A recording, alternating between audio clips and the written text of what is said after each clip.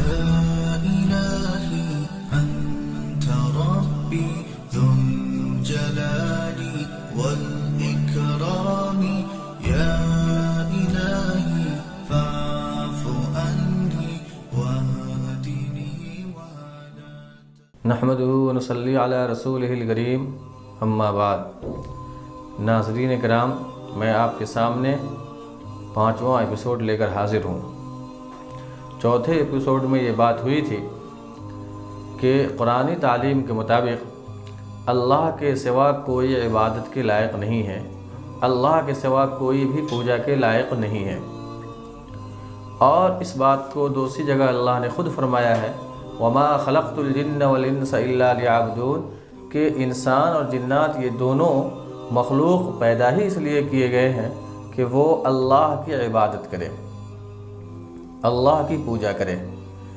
لیکن ہمارے یہاں ایک بات یہ کہی جاتی ہے کہ اگر بھارتیہ سنسکرتی کو سامنے رکھتے ہوئے انسان یعنی مسلمان سوریہ نمسکار کر لے، سورج کے سامنے سر جھکا لے، تو اس میں اس کا کون سا نقصان ہو جائے گا؟ آخر وہ تو سورج سے فائدہ اٹھاتا ہی ہے۔ اللہ تعالیٰ نے اس سے بہت سختی سے منع کیا ہے، اور سورہ حامیم سجدہ آیت نمبر 37 کو آپ پڑھیں۔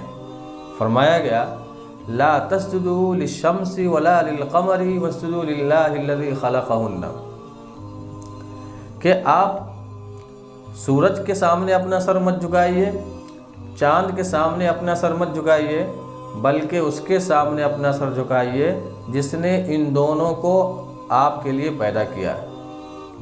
یہ بات کلیئر ہو جاتی ہے، اور اس لیے مسلمانوں سے یہ کہنا کہ آپ سنسکرتی سمجھتے ہوئے سورج کے سامنے سر جھکا لیجئے بہت بڑی ناانصافی ہے، اور آرٹیکل 25 جس میں مذہب کی آزادی دی گئی ہے یہ اس کے خلاف جاتا ہے۔ لیکن اگر آپ کا یہ اصرار ہی ہے تو قرآن نے جو آرگومنٹ دیا ہے، جو دلیل دی ہے، جو ترک کیا ہے، اسے ذرا سمجھیے۔ کہا گیا کہ آپ ان دونوں چیزوں کو یعنی سورج اور چاند کو مت پوجیے، اس کے سامنے سر مت جھکائیے، بلکہ اس کے سامنے سر جھکائیے جس نے ان دونوں کو پیدا کیا ہے۔ اب ذرا عقل سے سوچئے کہ آپ کے گھر ایک آدمی مہمان کے طور پر گیا، وہ بہت زیادہ گرمی کی وجہ سے پریشان تھا اور پسینہ میں ڈوبا ہوا تھا۔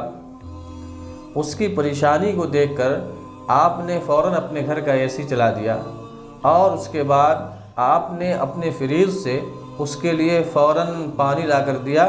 اس نے وہ ٹھنڈا پانی پیا اور اسے سکون میسر آ گیا۔ تھوڑی دیر بات چیت ہوئی، اب وہ جانے لگا، تو اب آپ یہ بتائیے کہ وہ فریز کا شکریہ ادا کرے، وہ اے سی کی جو مشین لگی ہوئی تھی جس نے اس کمرے کو پوری طرح ٹھنڈا کر دیا تھا اس کا شکریہ ادا کرے، یا ان دونوں کے اصل مالک جنہوں نے اس چیز کو حاصل کیا تھا اور جس کے ارادے کے تحت یہ دونوں چیزیں چالو کی گئی تھی، اس کا شکریہ ادا کرے؟ ظاہر ہے جاتے وقت اگر وہ فریز کے سامنے کھڑا ہو جائے، ہاتھ جوڑ لے اور کہے کہ آپ نے بہت اچھا کیا کہ مجھے ٹھنڈا پانی پلا دیا، یا وہ اے سی کی مشین کے سامنے کھڑا ہو جائے اور کہے کہ آپ نے بہت اچھا کیا کہ پورے کمرہ کو ٹھنڈا کر دیا، جس کی وجہ سے باہر کی گرمی سے جو پریشانی تھی وہ پریشانی دور ہو گئی، تو آپ کو بہت غصہ آئے گا کہ آخر یہ بے جان چیز، یہ بے جان فریز جس کا اپنا کوئی ارادہ نہیں ہے، یہ بے جان اے سی جس کا اپنا کوئی ارادہ نہیں ہے، اس کے سامنے سر جھکا رہا ہے، حالانکہ ارادہ تو میرا تھا، میں نے یہ سب کچھ لگایا اور پھر میں نے خود اسے پانی دیا ہے۔ جس طریقے سے آپ کو یہ بہت برا لگتا ہے، اسی طریقے سے آپ سمجھیے سورج ایک بے ارادہ مخلوق ہے، چاند ایک بے ارادہ مخلوق ہے۔ یہ مخلوق انسان کو فائدہ تو پہنچاتا ہے، لیکن اسی طریقے سے جیسے فریز نے آپ کو فائدہ پہنچایا ہے، اس میں فریز کا کوئی احسان نہیں ہے، بلکہ احسان تو اس شخص کا ہے جس کا فریز ہے۔ اسی طریقے سے سورج سے جب آپ نفع اٹھاتے ہیں تو یہ نفع سورج کے ذریعے سے آپ تک ضرور پہنچتا ہے، لیکن اس میں سورج کے کسی ارادے کا دخل نہیں ہوتا ہے، چاند کے کسی ارادے کا دخل نہیں ہوتا ہے۔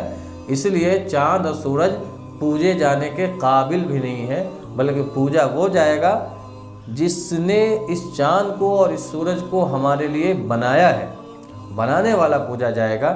یہ اصل لاجک ہے جو قرآن نے ہمیں دیا ہے، اور آپ خود اس پہ غور کیجئے۔ ہمارے سارے وہ لوگ جو اس کو بھارتی سنسکرتی کا حصہ سمجھ رہے ہیں کہ کیا اس پہ غور کر کے آپ اس نتیجے پہ پہنچیں گے کہ اسلام نے جو تعلیمات دی ہے سورج اور چاند کے حوالے سے وہ غلط ہے؟ ہرگز نہیں، بلکہ آپ کو لگے گا کہ ایک لاجیکل، ایک تارکک چیز سامنے آ رہی ہے۔ تو ایسے وقت میں سنسکرتی کے نام پر ایک اتنی اچھی دلیل کے خلاف چلنے پر مجبور کرنا دراصل عقل کو، گیان کو اور وگیان کو غلط سمجھنا ہے اور ملک کو غلط رخ پہ لے جانا ہے۔ اس لیے میں یہ ریکویسٹ کرتا ہوں کہ آپ اس انداز سے سوچنا شروع کیجئے اور ہمارے دلیلوں کو اور قرآن کے دیے گئے دلیلوں کو سمجھیے۔ اب رہی یہ بات کہ ہندوستان کے اندر اگر مسلمان ہندوستانی لوگوں کا خیال کر کے ایسا کر لے تو کیا ہوگا؟ تو یاد رکھیے، سوشل ریفارم کے لیے ضروری ہوتا ہے کہ جس چیز میں آپ اصلاح لانا چاہتے ہیں، سدھار لانا چاہتے ہیں، اس کے بارے میں آپ بات چیت کیجئے، اس کے بارے میں لوگوں کو بتائیے۔ آپ کو معلوم ہے کہ ہمارے سنسکرتی کا پارٹ ایک زمانے میں ستی پرتا تھا۔ آپ کو یہ بھی معلوم ہے کہ ہمارے سنسکرتی کا پارٹ تھا یہ ذات پات اور ایک انسان کی ایک گروہ کو پوری طریقے سے انٹچیبل مان لینا، اچھوت مان لینا اور اسے ستائے رکھنا۔ آپ کے سنسکرتی کا پارٹ تھا کہ جو ایک رات کی شادی شدہ عورت کا شوہر بھی مر جائے تو اسے جلا دیا جاتا تھا اپنے شوہر کے ساتھ۔ یہ کتنا ظالمانہ بات تھی، لیکن ہماری سنسکرتی میں عام تھی۔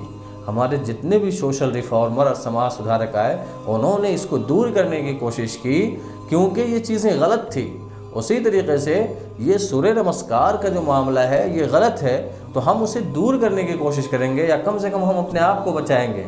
سنسکرتی کے نام پہ جس طریقے سے وویکانند جی کو، سنسکرتی کے نام پہ جس طریقے سے سوامی شردھانند کو، سنسکرتی کے نام سے جس طریقے سے دوسرے سماج سدھارکوں کو آپ غلط نہیں کہہ سکتے ہیں، اسی طریقے سے ہمیں بھی آپ غلط نہیں کہہ سکتے ہیں۔